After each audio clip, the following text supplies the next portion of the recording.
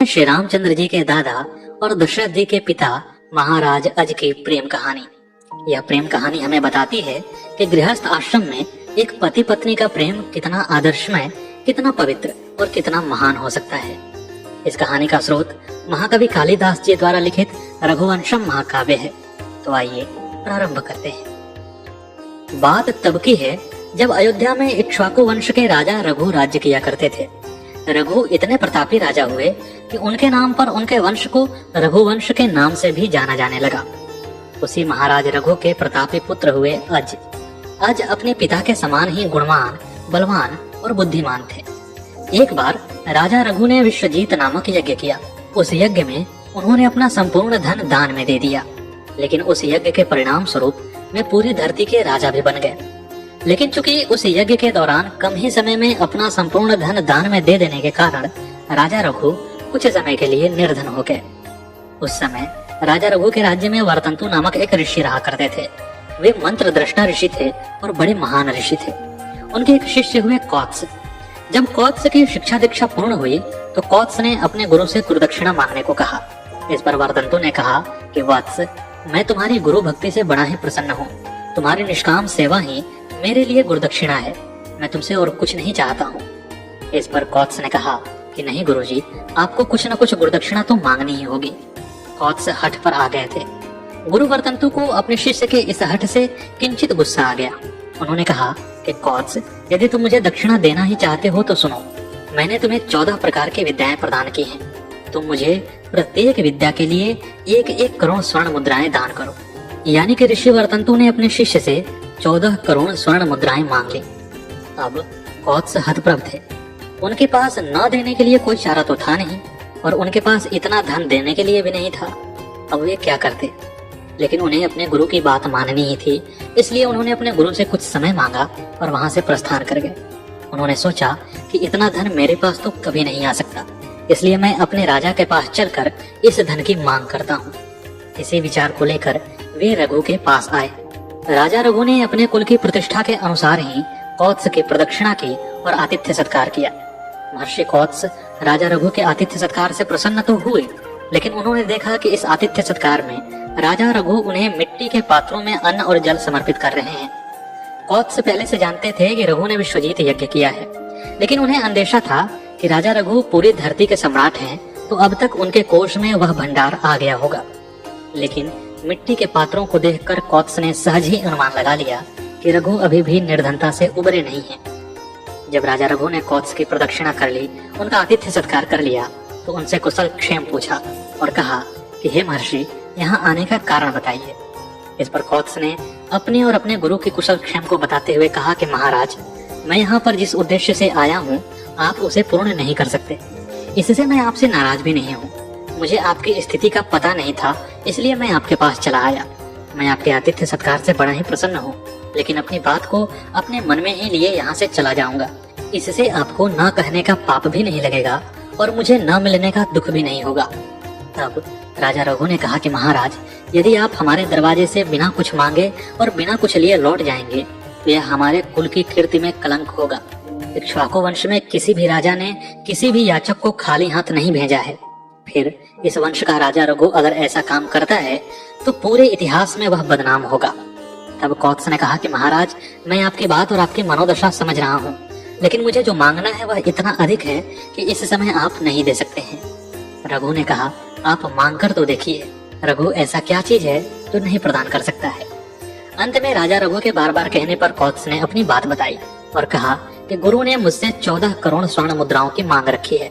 मैं चाहता हूँ कि आप मुझे वे मुद्राएं प्रदान करें ताकि मैं अपने गुरु को यह ऋण दे करके उनके ऋण से उऋण हो सकूं। रघु के पास उस समय उनके कोष में एक फूटी कौड़ी तक नहीं थी। उन्होंने कहा कि महाराज, मैंने पूरी धरती से कर ले करके यज्ञ में दान कर दिया है। इतनी जल्दी पुनः उससे कर मांगना अच्छी बात नहीं होगी, यह प्रजा पर अत्याचार होगा। इसलिए आप 2-3 दिनों तक मेरी यज्ञशाला में विश्राम कीजिए। मेरी यज्ञशाला में हमेशा ही 3 अग्नियां प्रज्वलित रहती हैं। आप चौथी अग्नि की भांति मेरे यज्ञशाला को पवित्र बनाइए। ये 3 अग्नियां कौन कौन सी हैं, इसके बारे में मैंने नचिकेता वाले वीडियो में बात की है। अगर आपके मन में अभिलाषा है उसे जानने की तो आप वहां पर जाकर इसे देख सकते हैं। ऋषि कौत्स ने राजा रघु की बात को मानकर उनकी यज्ञशाला का आतिथ्य स्वीकार कर लिया।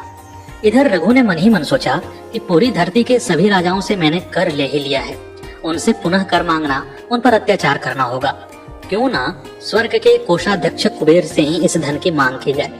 लेकिन वे जानते थे कि कुबेर मांगने से धन नहीं देंगे, इसलिए राजा रघु ने अपने गुरु वशिष्ठ जी द्वारा अभिमंत्रित किए हुए रथ पर बैठकर स्वर्ग लोक पर चढ़ाई करने का निर्णय लिया। वे शाम में ही पूजा अर्चना करके रथ में बैठ गए, क्योंकि उसी समय मुहूर्त था, और वे रथ में बैठे ही सुबह होने की प्रतीक्षा करने लगे, ताकि सुबह होते ही वे कुबेर पर चढ़ाई करके उनसे 14 करोड़ स्वर्ण मुद्राएं वसूल सकें। लेकिन रघु का प्रताप इतना अधिक था कि रात में कुछ समय के लिए जब रघु की नींद लगी तो अचानक से उनके कोषाध्यक्ष ने आकर उन्हें जगा दिया कि महाराज, एक आश्चर्यजनक बात हुई है, हमारा सारा कोष स्वर्ण मुद्राओं से भरा पड़ा है।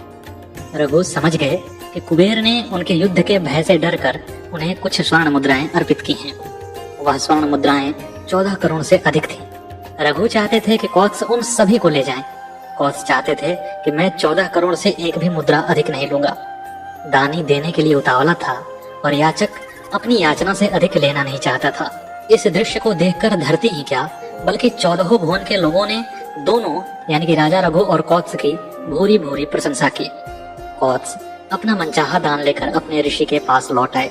उसके बाद पृथ्वी के एक छत्र सम्राट राजा रघु अपने वैभव को प्राप्त करके धरती पर स्वर्ग के राजा इंद्र की भांति ही शासन करने लगे, और उनके पुत्र अज की कीर्ति भी चारों दिशाओं में फैलने लगी। ठीक उसी समय विदर्भराज की बहन इंदुमती का स्वयंवर रचा गया। विदर्भराज चाहते थे कि अज भी उस स्वयंवर में पधारे, लेकिन उन्होंने सोचा कि यदि सिर्फ स्वयंवर का संदेश दिया जाएगा तो शायद रघु, जो कि चक्रवर्ती सम्राट हैं, वह मेरे यहाँ अपने पुत्र को न भेजे। इसलिए विदर्भराज ने अपने मंत्री को एक खास संदेश के साथ राजा रघु के पास भेजा। उस संदेश में विदर्भराज ने कहा था कि महाराज, मैं चाहता हूँ कि आपका पुत्र मेरी बेटी के स्वयंवर में विशेष तौर पर विशेष अतिथि बनकर भाग ले। राजा रघु ने अपने पुत्र के सामने जब यह प्रस्ताव रखा तो अज इस बात को स्वीकार कर लिए, क्योंकि उनके कानों में भी उड़ते उड़ते यह खबर पड़ी थी कि इंदुमती धरती की सबसे सुंदर स्त्री हैं। अज भी चाहते थे कि इंदुमती का विवाह उनके साथ हो, लेकिन यह स्वयंवर की शर्त थी। यहाँ पर दो राजाओं के मन से विवाह नहीं होना था, यहाँ पर तो स्त्री अपना पति खुद चुनने वाली थी। आज अपनी पूरी सेना के साथ विदर्भ नरेश के राज्य की तरफ प्रस्थान कर गए। चलते चलते शाम होने को आई, तब तक आज अपनी सेना के साथ थकावट का अनुभव करने लगे।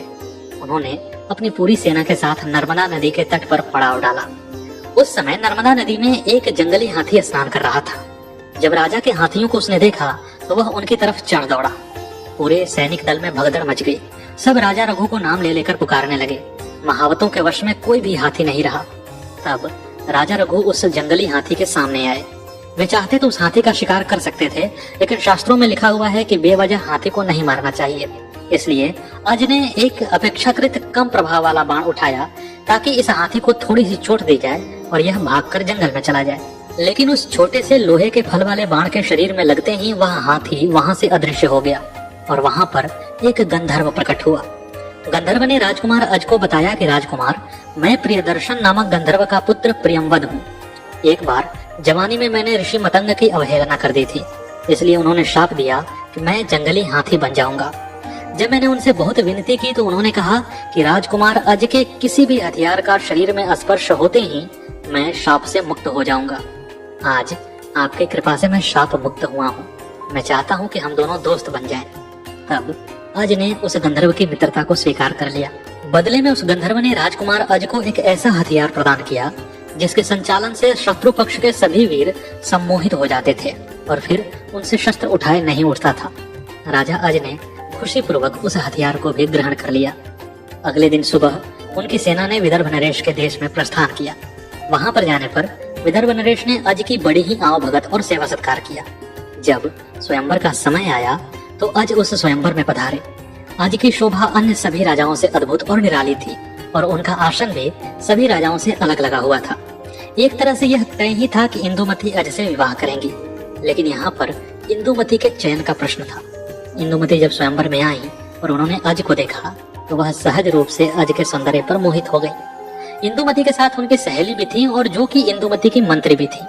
वह बारी बारी से सभी राजाओं का परिचय कराते हुए इंदुमती से उनसे विवाह करने का प्रस्ताव रखती थी। इंदुमती सभी को नकारती जा रही थी। जैसे ही इंदुमती अज के पास पहुंची तो उनके शरीर के हाव भाव को देखकर उनकी सखी ने अनुमान लगा लिया कि यह अज से ही विवाह करने वाली हैं। इस पर सखी ने हंसी ठिठोली करते हुए कहा कि यह कोई बड़े राजकुमार नहीं है, इनके पिता बड़े राजा हैं, आप इनसे विवाह मत कीजिए, ये तो जब राजा बनेंगे तब राजा बनेंगे। उस भरे स्वयंवर में चूंकि इंदुमती अपने पिता और पूरे समाज के सामने प्रेम का प्रदर्शन करना नहीं चाहती थी, इसलिए उन्होंने कनखियों से अपनी सखी की तरफ देखा। सखी राजकुमारी की मंशा समझती थी, वह तो हंसी ठिठोली कर रही थी। अंततः इंदुमती के आदेश पर उस सखी ने इंदुमती के हाथ से वह वरमाला राजा अज के गले में पहनवा दी। राजा अज और इंदुमती दोनों एक दूसरे के हुए। इधर स्वयंवर में जो अन्य राजा पधारे थे उन्हें यह विवाह रास नहीं आया, क्योंकि यह तो उनकी हार थी। लेकिन चूंकि विदर्भ नरेश के यहाँ वे अतिथि बनकर आए थे, इसलिए उनके राज्य में उन्होंने कुछ भी करना उचित नहीं समझा, बल्कि जिस रास्ते से आज लौटने वाले थे उस रास्ते पर उन्होंने सम्मिलित रूप से एक सेना तैयार करके घेरा डाल दिया। इधर कुछ दिनों के आतिथ्य सत्कार के बाद बहुविधि से विवाह करने के उपरांत इंदुमती को लेकर आज अपने राज्य अयोध्या की तरफ लौटने लगे। रास्ते में उन राजाओं की सम्मिलित सेना ने उनका रास्ता रोक लिया। दोनों तरफ की सेनाओं में घमासान युद्ध छिड़ गया। इधर अज की छोटी सी सेना थी और उधर सभी राजाओं की बड़ी सी सम्मिलित सेना। लेकिन राजकुमार अज का रण कौशल अद्भुत था। उनकी छोटी सी सेना ही उस बड़ी सी सेना पर भारी पड़ने लगी। जब राजाओं ने देखा कि हम एक एक करके अज का सामना नहीं कर सकते हैं, तो उन्होंने नीति विरुद्ध काम किया। वे सब एक साथ मिलकर अज को मारने के लिए दौड़े। उन्होंने यह विचार किया कि यदि अज समाप्त हो जाएंगे तो उनकी सेना का अस्तित्व ऐसे ही मिट जाएगा। उन सभी राजाओं ने चारों तरफ से अज को घेर लिया और उन पर एक ही साथ इतने अस्त्र शस्त्र फेंक मारे कि राजकुमार का रथ उन अस्त्र शस्त्रों से ढक गया। केवल उनकी ऊंची पताका का कुछ भाग ही दिखाई दे रहा था, जिससे कि उनकी सेना को यह पता चल रहा था कि अज कहां पर हैं। लेकिन अज ने अपने पराक्रम से उन सभी हथियारों को निरस्त कर दिया और गंधर्व द्वारा दिए गए उस सम्मोहन के हथियार का प्रयोग किया, जिससे शत्रु की सारी सेना सम्मोहित हो गई। अज चाहते तो उन सभी को वहीं पर मार सकते थे, लेकिन उन्होंने उनके ही खून में एक चिट्ठी लेकर छोड़ दिया और लिखा कि मैं तुम सभी को प्राणदान देता हूँ, लेकिन इतना समझ लो कि मैं तुम सबको कभी भी समाप्त कर सकता हूँ। इसलिए तुम सब अपने आप को मेरे अधीन जानो और खुशी पूर्वक अपने राज्य में जाकर राज्य किया करो। मुझसे लड़ने की हिम्मत दोबारा मत करना। आज की इस जीत से इंदुमती उनके प्रति और आकर्षित हो गईं। वे दोनों एक दूसरे से अगाध प्रेम करने लगे। इधर जब विवाह करके आज अपने अयोध्या राज्य में वापस आए तो राजा रघु भी बड़े प्रसन्न हुए। उन्होंने उस पूरी धरती का सम्राट अज को नियुक्त कर दिया और स्वयं सन्यासी हो गए। कालिदास लिखते हैं कि जिस राज्य को पाने के लिए बड़े बड़े राजा के पुत्र आपस में ही कलह किया करते हैं, अपने पिता से ही लड़ जाते हैं, उस राज्य को अज ने सहज ही प्राप्त कर लिया। अज अब पृथ्वी के पति चक्रवर्ती सम्राट भी थे और अपनी पत्नी के लिए एक साधारण प्रेम वाले पति भी थे। इधर राजा रघु ने सन्यासी होकर के अपना शरीर त्यागा और स्वर्ग को प्रस्थान कर गए। अज ने अपने पिता की अंत्येष्टि बड़े ही सत्कार पूर्वक और विधि पूर्वक कराई। कुछ समय पश्चात इंदुमती को एक पुत्र हुआ। वह पुत्र अपने लक्षणों में अपने दादा रघु और अपने पिता अज से भी बड़ा हुआ था। ज्योतिषों ने कहा कि यह पुत्र आपके सूर्यवंश की कीर्ति को दशों दिशाओं में फहराने वाला होगा। इसलिए उस पुत्र का नाम रखा गया दशरथ। दशरथ धीरे धीरे बड़े होने लगे। इधर अज अपनी पत्नी से बहुत प्रेम किया करते थे। वे अक्सर अपने बनाए हुए उद्यान में प्रेम पूर्वक विहार किया करते थे। एक समय जब वे दोनों उस उद्यान में विहार कर रहे थे और इंदुमती राजा अज के पैरों पर सिर रखकर सो रही थी, तो उसी समय आकाश में देवर्षि नारद निकले। वे गोकर्ण तीर्थ की तरफ जा रहे थे। जब वे उद्यान के ऊपर पहुंचे तो हवा के झोंके से उनके वीणा में लगी हुई पुष्पों की माला का एक पुष्प निकलकर इंदुमती की छाती पर गिर पड़ा। इंदुमती ने जितने ही क्षण में उस पुष्प को देखा, उतने ही क्षण में वह पुष्प अंतर्ध्यान हो गया और उतने ही क्षण में इंदुमती के प्राण भी चले गए। कुछ समय तो राजा अज को अंदेशा भी नहीं हुआ कि इंदुमती चली गई हैं। लेकिन जब उन्होंने देखा कि इंदुमती का शरीर निश्चेष्ट है और उनके मुख पर मृत्यु की कालिमा छा गई है, तो वे हतप्रभ रह गए। उन्होंने बहुत प्रयास किया कि इंदुमती जगे, लेकिन इंदुमती अब यहाँ पर थी ही नहीं। राजा अज अपनी पत्नी के प्रेम में विह्वल हो गए। वे विलाप करने लगे। उनका विलाप इतना करुण था कि उनके साथ उनके सेवकों ने तो रोना प्रारंभ ही किया, साथ ही साथ पूरी प्रकृति रोने लगी।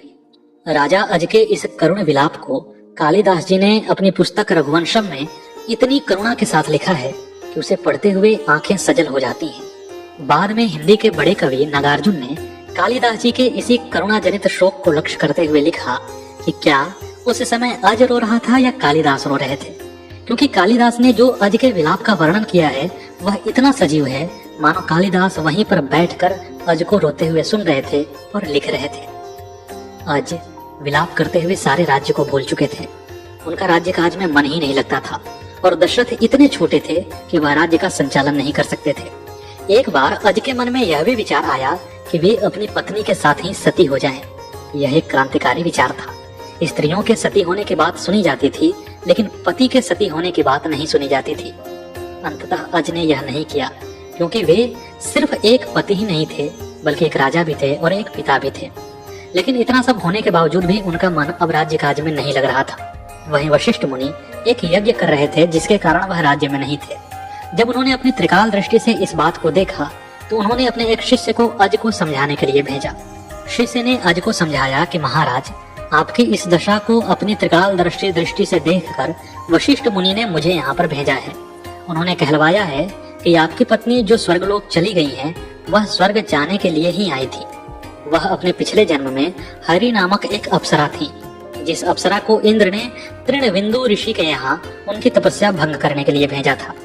जब हरि ने अपने प्रयासों से तृणविंदु ऋषि की तपस्या भंग कर दी तो तृणविंदु ऋषि ने उसे श्राप दिया कि तुम जाओ अप्सरा योनि को छोड़कर मानवी बन जाओ। इस पर हरि ने उनसे कहा कि मैं तो दूसरे के यहाँ काम करने वाली हूँ, मुझे तो इंद्र की आज्ञा का पालन करना था। हे प्रभु, मेरी कोई गलती नहीं है। तब तृणविंदु ने कहा कि जब तुम्हें स्वर्ग का कोई फूल दिखेगा तो तुम अपने शरीर को छोड़कर वापस अप्सरा बन जाओगी। उस दिन देवर्षि नारद के वीणा से गिरा हुआ वह फूल स्वर्ग का फूल था, इसलिए उसे देखकर इंदुमती के प्राण निकल गए। अज ने ध्यान पूर्वक उस बात को सुना और उन्होंने अपने गुरु को प्रणाम निवेदित किया। लेकिन इतना सब होने के बावजूद भी अज का मन राज्य काज में लगा ही नहीं। वे सदा के लिए इंदुमती के हो चुके थे। धीरे धीरे समय बीतता रहा।